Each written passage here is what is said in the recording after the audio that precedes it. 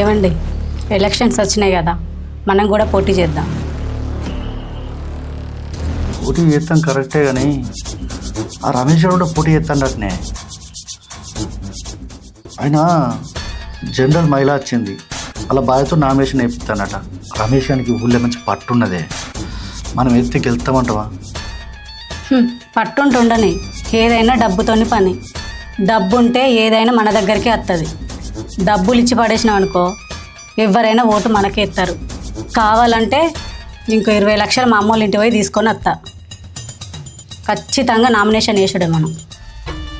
సరే, ఒక పని చేస్తా, రమేష్ గారి దగ్గరికి పోతా. అది ఒక 10 లక్షలు ఇస్తా, నామినేషన్ అయ్యాక నాకు సపోర్ట్ చేయమని చెప్తా. ఇంటనే విన్నాడు, లేకుంటే చూద్దాం. ఇంటనేమో అయిననే, వాడు ఏం చేసుకుంటాడో చేసుకోమను.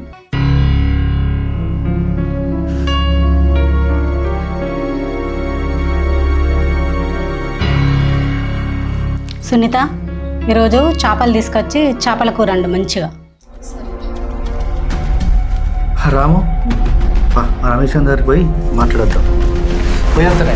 సరే, పోయిరండి.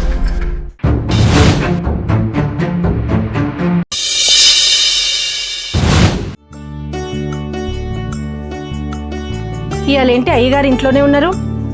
పొద్దున్న లేస్తే ఊరి మీద పడి ఆ పంచాయతీ ఈ పంచాయతీ అని తిరుగుతావు కదా, వెళ్ళేది ఖాళీకి కూర్చున్నావు? ఏం లేదే, ఇలా వాళ్ళ రిజర్వేషన్ ప్రకటిస్తుండ్రు. టికెట్ ఎవరికి వస్తుందని టెన్షన్గా ఉన్నది. నీకెందుకు టెన్షన్? అదేమన్నా కూడుకు వస్తుందా గుట్టకు వస్తుందా? బాబో, మన వాడల జనరల్ మైల్ వచ్చింది. జనరల్ మైల్ వచ్చిందా? చిని ఎవరిని ఆశలని అడిగిపోలే కదరా. ఎందుకు బా, మన అక్కనగా, అక్కతో ఏం చేద్దాం నామినేషన్. అక్కనా? అసలు దానికి రాజకీయం అంటేనే ఇష్టం లేదు, మళ్ళీ అక్కడేస్తుంది. అవు, నాకు రాజకీయాలు ఇష్టం ఉండదు. ఎందుకు ఇష్టం ఉండాలి? ఉన్న ఎకరం భూమి అందులో పెడితే మన బిడ్డ పిల్లగాడు ఎట్లా బతకాలి? ఈ సాలం జీవితాలకి రాజకీయాలు అవసరమా? నామినేషన్ అయ్యా ఏమయ్యా? నేను చెప్పినారా అది అద్దంటదని?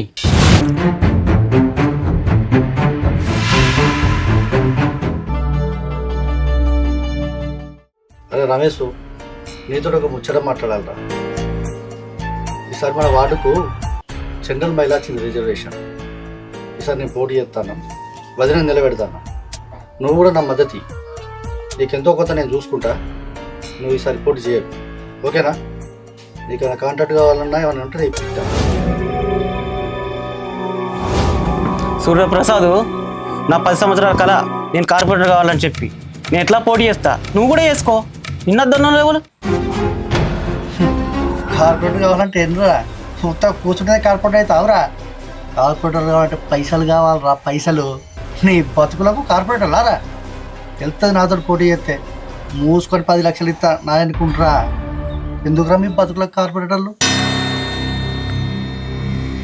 నా చక్కగా మాట్లాడు. ఏంద్రా చక్కగా మాట్లాడేది? నీ బతుకులకు నన్ను ఓటేస్తారా మొఖాలు చూసి? నీ ముఖమేమో కానీ నీ పిల్లాన్ని నిలబెడితే నీ పిల్లాన్ని చూసి అయితే ఎత్తారా 100-200.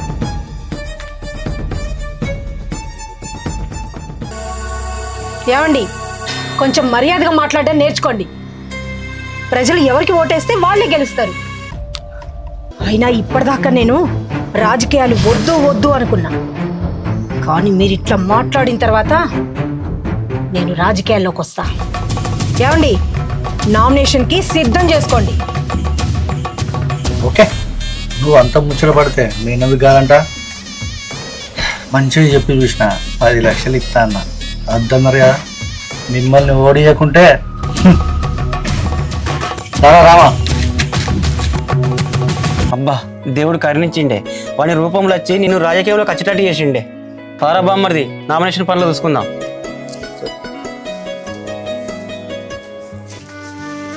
పోండి పోండి. అసలు రాజకీయాలే వద్దనుకున్నా, అసొంటిది వాడు వచ్చి రెచ్చగొట్టిండు. మీ అదృష్టం బాగుండి నేను రాజకీయాల్లోకి వస్తున్నా. చూద్దాం ఏమవుతుందో ఏమో. దేవుడా, ఇక అంతా నీదే భారం.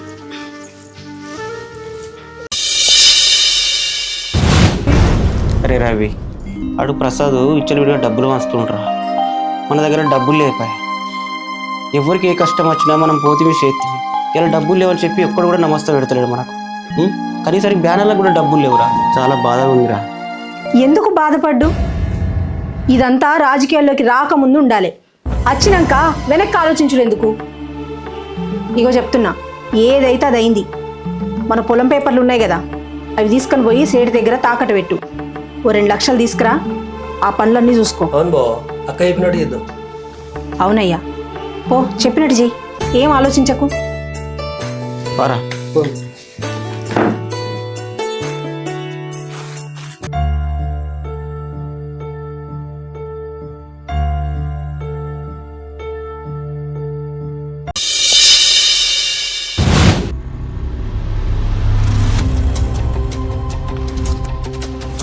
అరే రాము,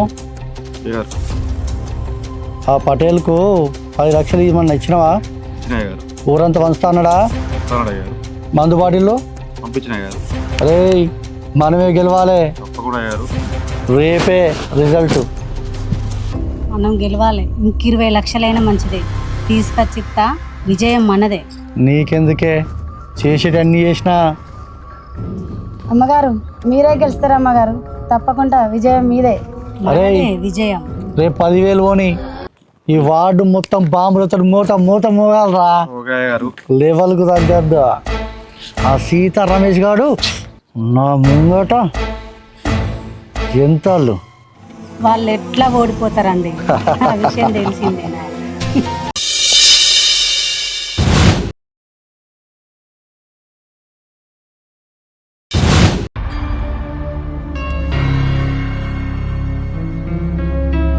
ఎందుకు భయపడుతున్నావు బా? ఈసారి కాకపోతే ఇంకోసారి గెలుస్తాం. ఇంకోసారా? అసలు నాకు ఈ ప్రజల మీద నాకు నమ్మకమే లేదురా. ఎవడు తాగితాడో ఎవడు తినిపిస్తాడో గానికే ఓట్లేస్తాడు. నా సొంటి మంచి పని చేసిన నీకు గుర్తుపడతలేరురా జనాలు. అసలు నా పెళ్ళం అద్దనంగా కూడా నేను నామినేషన్ వేసి అట్టిగా 3 లక్షల రూపాయలు ఖర్చు పెట్టినరా.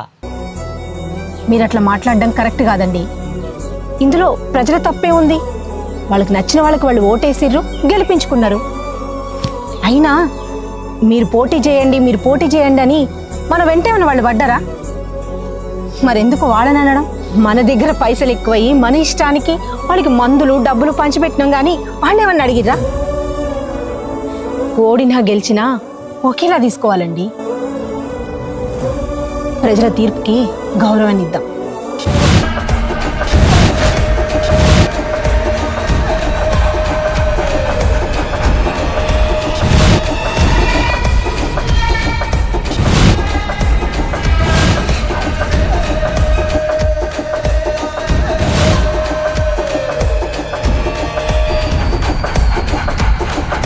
గెలిచినందుకు శుభాకాంక్షలు అండి.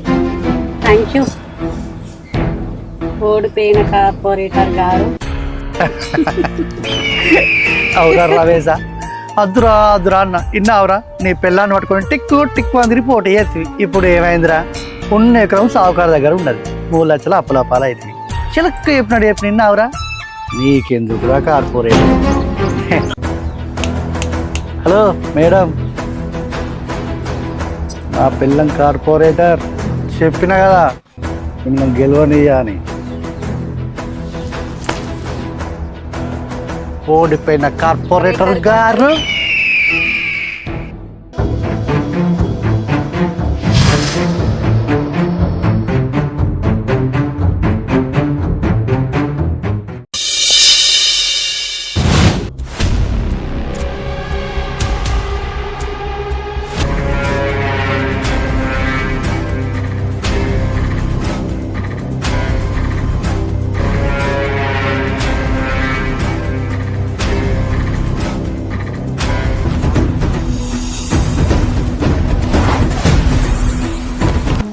నమస్కారం కార్పొరేటర్ గారు. అసలు నువ్వేంది ఇటు దిక్కచ్చినావు? వస్తా, బరాబర్ వస్తా. ఈ ప్రభుత్వ భూమిలో మీ సొంత ఇల్లు కట్టుకుంటున్నారేంది? ఇది అక్రమ కట్టడం, దీన్ని ఇల్లీగల్ కట్టారు. కాబట్టి దీన్ని అర్జెంటుగా ఆపేయండి. అసలు ఆపడానికి నువ్వెవరు? నేనా? ఓడిపోయిన కార్పొరేటర్ని. నువ్వు ఓడిపోయిన దానివి ఇంట్లో ఉండక ఇక్కడ నీకేం పని? ప్రజలు ఓట్లేస్తే మేం గెలిచిన వాళ్ళం, అధికారం మాదిప్పుడు. ఏమన్నావు? ఓట్లా? ప్రజలు మీకేసి గెలిపించిర్రా? అసలు మన వార్డులో ఎన్ని ఓట్లు ఉన్నాయో మీకు తెలుసా? ఓ తెలియదా? సరే నేను చెప్తా. మన వార్డులో 3225 ఓట్లున్నాయి. అందులో 225 ఓట్లు చచ్చిపోయిన వాళ్ళవి, కనబడిన వాళ్ళవి. ఇక మిగతా 3000 ఓట్లలో 500 ఓట్లు చెల్లనివి. 2500 ఓట్లలో 800 ఓట్లు వేరే వేరే పార్టీలకి వేసినవి. మీరు గెలిచింది 900 ఓట్లతో. మాకు పడ్డాయి 800 ఓట్లు. అంటే 100 ఓట్ల తేడాతోనే మీరు గెలిచారు. ఇప్పుడు అన్నావు చూడు, అడిగే హక్కు ఎట్లా వచ్చింది అని.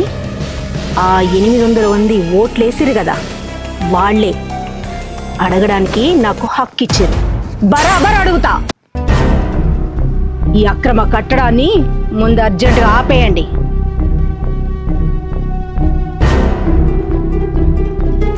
ఏంటి ఈ మాటలకి చెమటలు పడుతున్నాయా? ముందుంది ముసళ్ళ పండగ. ఓడిపోయింది ఇంట్లో మూలను కూర్చుంటుంది అనుకున్నారు కదా, కానీ ఈ వార్డు ప్రజల అభివృద్ధి కోసం మీకు అడ్డొస్తా, ఎదిరిస్తా, ప్రశ్నిస్తా. ఒక ఓడిపోయిన కార్పొరేటర్గా. రేయ్,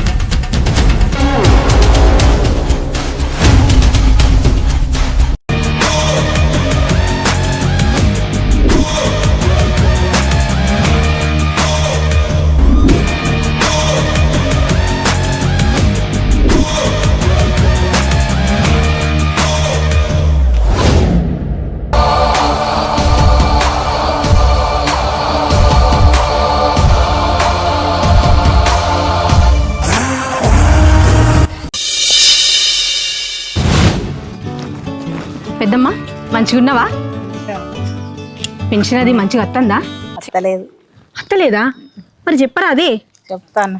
ఇగో, ప్రభుత్వం నుంచి ఏ సమస్యలు ఉన్నా నాకు చెప్పుర్రి. ఓడిపోయిన కదా అని దీనికి చెప్పేది ఏందా అనుకోకుర్రి. చెప్తాం. మీ తరపున ప్రశ్నించడానికి నేనున్నా. మీకు ఏం కావాలన్నా కూడా నేను అక్కడ ప్రభుత్వంతో మాట్లాడి వచ్చేలాగా చేస్తా. సరే. సరే అమ్మా, ఏమున్నా నాకు చెప్పుర్రి. అమ్మ కష్టం, మరి ఏదైనా చెప్పండి మేడం. చెప్తాం. ఓకే అమ్మా. ఉంటా అమ్మా. ఏమున్నా సరే అందరూ పేపర్ మనం మాట్లాడి సమస్యలు చూసుకుందాం.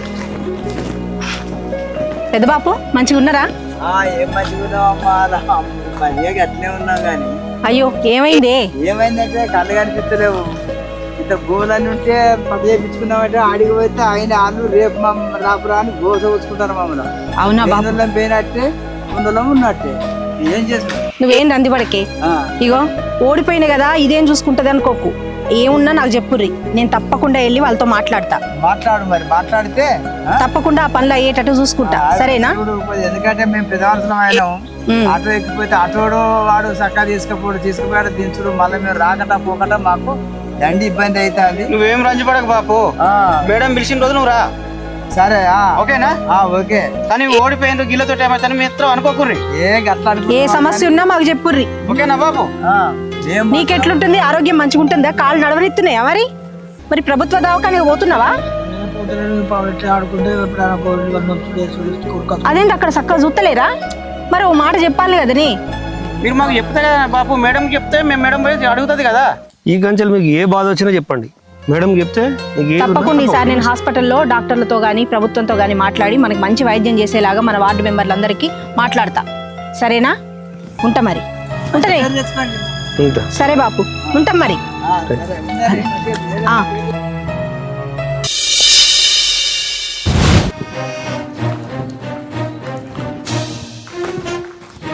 పడేలా అంత మంచిదేనా?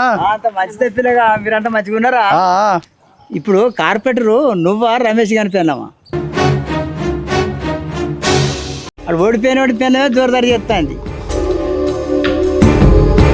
ఇక నువ్వు దండిగా నువ్వు గెలిచినా కూడా పో.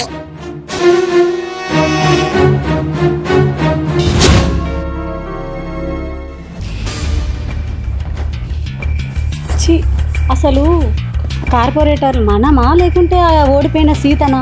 ఆమెకు గంత గౌరవం ఇస్తాండ్రు, మనకు ఏమి లేదు. నాకైతే తల తీసేసినట్టు అవుతుందండి.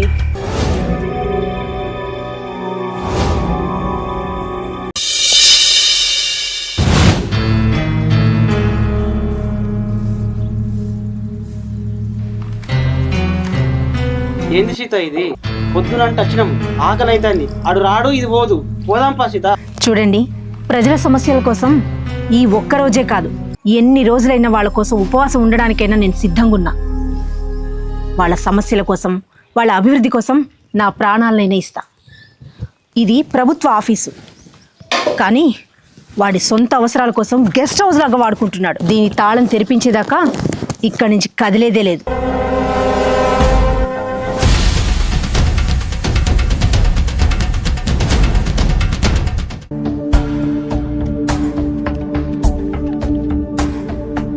రమేష్, ఏందిరా మీ సమస్య? నేను కార్పొరేట్గా గెలిచిన పొద్దులు మొదలైందిరా మీది. ఓడిపోయి ఇంట్లో సపరేట్ కూర్చోక మాయమట పట్టలేదురా మీరు. అసలు కార్పొరేట్ నేనా మీరా? ఊర్లో పోతే కార్పొరేట్ మీరే అంటానరా. నేను గెలిచినా వేస్టే ఉన్నట్టుగా నా ప్రపంచం అంతా. అన్ని సమస్యలు మీరే తెలుసుకుంటే నేనే సమస్య పరిష్కరించాలి. మళ్ళీ ఏంటిది ఇక్కడ ఏంది దీక్ష చేస్తానో తల్లి? చూడండి ప్రసాద్ గారు, కార్పొరేటర్ మీరే, ఎవరు కాదన్నారు? ప్రజలు ఓట్లేశారు, మీరు గెలిచారు, కార్పొరేటర్ అయ్యారు. కానీ కార్పొరేటర్గా మీరు చేయాల్సిన పనులు మాత్రం చేయట్లేదు. అందుకే ప్రజలు మిమ్మల్ని గుర్తించట్లేదు. అది గమనించండి. కార్పొరేటర్గా గెలిచాము, చాలా ఖర్చు పెట్టాము, మేము డబ్బులు సంపాదించుకోవాలి అనే అహంకారం మాత్రం వదలండి. చూడండి ప్రసాద్ గారు, మీకు ఓట్లు వేసి గెలిపించింది ప్రజలు. వాళ్ళ అభివృద్ధి కోసం, వాళ్ళ సమస్యల కోసం మీరు పోరాడండి. అంతేకాని మీతో పోటీ చేసి ఓడిపోయిన వాళ్ళు అప్పుడు మమ్మల్ని ఎదిరించారు, వాళ్ళని అడగదొక్కాలి అని మాత్రం ప్రయత్నం చేయకండి. అది కాదండి, దానికోసం కాదండి ప్రజలు మిమ్మల్ని గెలిపించింది. ప్రజల అభివృద్ధి కోసం పాటుపడండి. వాళ్ళకి ఏ సమస్యలు ఉన్నాయో ఆ సమస్యలు ఏంటో తెలుసుకోండి వాళ్ళలోకి వెళ్ళి. అది వాళ్ళు కోరుకునేది. ఒక వార్డులో ప్రజలు బాగుంటేనే ఆ పట్టణం బాగుంటుంది. ఆ పట్టణంలోని ప్రజలందరూ బాగుంటేనే ఆ జిల్లా బాగుంటుంది. ఆ జిల్లా బాగుంటేనే రాష్ట్రం బాగుంటుంది.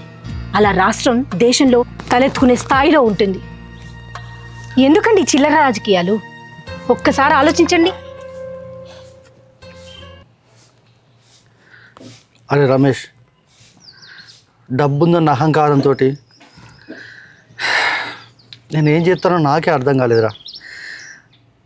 మాకే లెక్కలేనంత డబ్బు ఉంది. మేము ప్రజల దగ్గర దోచుకోవాల్సిన అవసరం లేదు. ఏదో మీ దగ్గర అహంకారం చూపెట్టి తలపొగరు చూపెట్టినా తప్ప నేనేం చేస్తానో నేను తెలుసుకోలేకపోయాను. అరే, సీత చెప్పినట్టు ఈ వార్డు ప్రజల అభివృద్ధి కోసం పాటుపడతాను రా. సారీరా. సీత గారు, ఈ రోజు నుండి మేము కూడా ఈ వార్డు కోసం పనిచేస్తాం. మనందరం కలిసి పనిచేద్దామండి. అలాగే ఏం మనసులో పెట్టుకోకండి. అలాగే, తప్పకుండా అందరం కలిసి ప్రజల అభివృద్ధికి పాటుపడదాం. ఇదంతా చెప్పింది మీకే, ఓడిపోయిన కార్పొరేటర్లు. సారీ, మీరు ఓడిపోలేదు. ఓటమి రేపటి గెలుపు కోసమే. ఈయాటి ఓటమే రేపు గెలుపుకు పునాది. ఓడిన కార్పొరేటర్ జిందాబాద్.